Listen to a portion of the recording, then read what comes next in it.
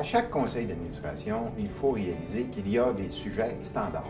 Par exemple, l'acceptation de l'ordre du jour, l'acceptation du dernier procès-verbal, la présentation des états financiers pour vérifier où est rendue l'entreprise dans son développement, le rapport du président qui fait part, depuis la dernière rencontre, quels sont les événements qui ont été passés. Mais aussi, ce qui est important, c'est les sujets, appelons ça connexes. Quels sont ces sujets-là? D'abord, première règle, aucun sujet tabou. On peut parler de tout. On en parle pourquoi? On en parle dans un objectif très précis, augmenter la valeur de l'entreprise, ce qui est fondamental, ce qui est l'objectif d'un conseil d'administration et de ses administrateurs.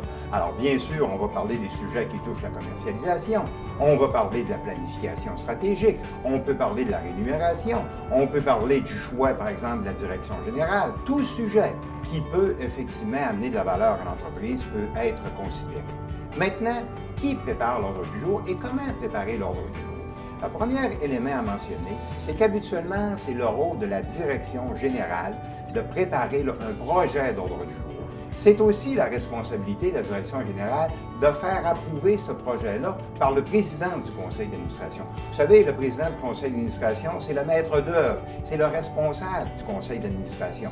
Et il doit s'assurer dès le départ, de part et d'autre, que bien sûr, on parle des sujets qui intéressent la direction générale, mais aussi que les sujets qui traitent les administrateurs soient abordés au niveau du conseil d'administration. Maintenant, il faut aller plus loin. Aller plus loin, respecter le temps qu'on a, choisir en fonction de ces éléments-là.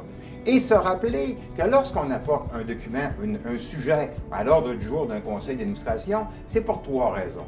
La première, informer les administrateurs de ce qui se passe dans l'entreprise, de ce qui se passe dans le milieu.